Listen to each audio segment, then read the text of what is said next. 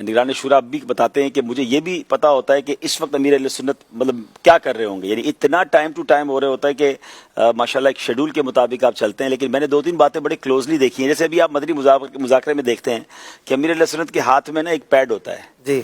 جب کوئی ایسی بات ہو رہی تھی جس میں امیر اہل سنت کا بظاہر تعلق نہیں ہوتا تو آپ اس میں لکھنا شروع کر دیتے ہیں. یعنی اگر آپ تعویذات بنا رہے ہیں یا کچھ بھی کر رہے ہیں تو آپ اس وقت کو، اس پوز کو بھی یوز کر رہے ہوتے ہیں. پہلے کئی بار الحمدللہ مجھے امیر اہل سنت ڈومیسٹک ٹریول میں موقع ملا تو خاص طور پہ جہاز میں جب جاتے تھے تو امیر اہل سنت کے پاس اگر 1.5 گھنٹے کی فلائٹ ہے تو 1.5 گھنٹے کا بھی کام ہوتا ہے. اچھا. اس 1.5 گھنٹے کے لیے بھی آپ نے جو ہے وہ اپنے ساتھ وہ ہم جب چھوٹے تھے تو کلاس میں تختی جو ہوتی تھی کیا کہتے تھے پتہ نہیں اس کو، جس کے اوپر پیپر ہم لگاتے تھے.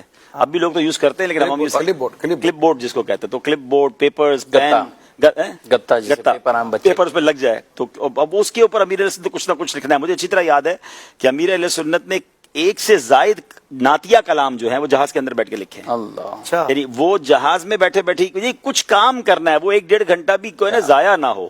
تو ایسا بہت سارا امیر علیہ سنت، یعنی اگر کئی گاڑی میں جانا ہے تو کسی کو کال کرنی ہے یا کسی سے کوئی مشورہ فون پہ کرنا ہے تو وہ گاڑی کے ٹریول کے لیے ٹائم کے لیے رکھ لیا کہ یہ آدھے گھنٹے کا اگر سفر ہے تو فون پہ اس پہ بات کر لی جائے گی. یعنی اتنی جگہوں پر. اب خیر میرا تو ٹائم پرانا ہو گیا ماشاءاللہ، اب تو نگران شورا بہت زیادہ وقت ذات گزارتے ہیں تو ہم لیٹسٹ باتیں تو یہ بتائیں گے ہم جس زمانے میں ساتھ تھے تو زمانے میں. لیکن امیزنگ ہے یعنی جس طرح امیر اہل سنت وقت کو استعمال فرماتے ہیں. بات کو 2 جملوں میں بند کرو. جی. زمانہ بدل گیا، پاپا نہیں بدلے.